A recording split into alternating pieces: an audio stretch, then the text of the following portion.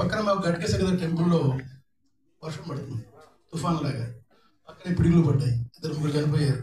Time 7:30 అయింది. Writer గారు మొహట పడుతున్నారు. ఒక ఆర్టిస్ట్ విలన్ బాంబే వెళ్ళిపోవాలి, ఫ్లైట్ టైం అవుతుంది. ఆయన భయపడుతున్నారు, చేద్దాం అవుతుంది. వర్షం పడుతుంది. ఆ వర్షంలోనే డెసిషన్ తీసుకుని ఒక 5-6 సీన్లు చేసాం తడుచుకుంటా. సినిమాలో న్యాచురల్గా ఉంటుంది. నిజంగా ఎక్స్పోజర్కి డిఓపి గారికి, డైరెక్టర్ గారికి ధన్యవాదాలు. సేమ్ టైం ఒక చిన్న సినిమా అనుకుని దాన్ని ప్యాన్ ఇండియా మూవీలో తీసుకెళ్ళారు దర్శక నిర్మాతలు. వాళ్ళకి నిజంగా అభినందనలు.